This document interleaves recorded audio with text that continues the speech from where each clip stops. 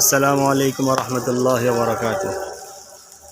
ফুলসোয়া মাদ্রাসার দ্বিতীয় দিন মাহফিলে শরীক হওয়ার জন্য আজকে আলহামদুলিল্লাহ আমরা আসলাম।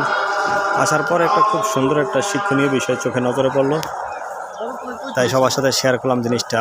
আমাদের দেশে মানুষ মৃত্যুবরণ করার পরে দাফন করা হয়। দাফনের কিছু নিয়ম নীতি আছে সুন্দর, তার মধ্যে আমরা বেশিরভাগ মানুষের ভুল পদ্ধতিতে আমরা মানুষকে দাফন করি।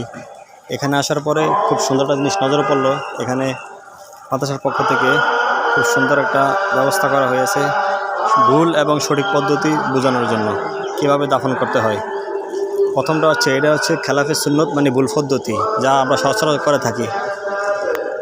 এখানে দাফন করা হয়েছে কি আমাদের দেশের সিস্টেম অনুযায়ী, নিয়ম অনুযায়ী দেখি আমরা সবসময় যেটা করি, লাশটা সোজা রাইখা কাবলার দিকে শুধু মুখটা কইরা তারপরে বাঁশ দিয়ে এভাবে আমরা দাফন করি। এটা কিন্তু সুন্নতে খেলাফ, ভুল পদ্ধতি। এখানে সুন্নত তরিকা হয় না।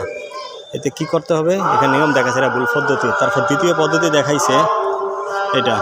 দ্বিতীয় পদ্ধতিটা হচ্ছে পুরো কবরটা করার পরে মাঝখানে আমরা লাশটা রাইখা দুই পাশে একটু উঁচু রাখা তারপরে বাঁশ দিয়া তারপরে সুন্দর করে আমরা দাফন করি। এটা জায়েজ, তবে এটা সুন্নত তরিকা না।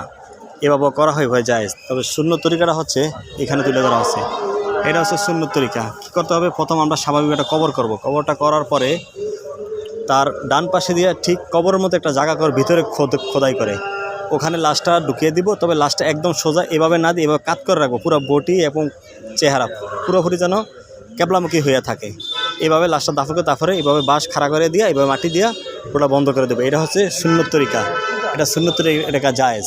ওখানে লেখা আছে কি, পূর্ণ শরীর ক্যাবলামুখী করে শোয়ানো সুন্নত, শুধু চেহারা ক্যাবলামুখী করে রাখা সুন্নতের খেলাফ। তার মানে চেহারা পুরো বডি পরিপূর্ণভাবে আমরা কেবলামুখী করে রাখবো যখন আমরা দাফন করব।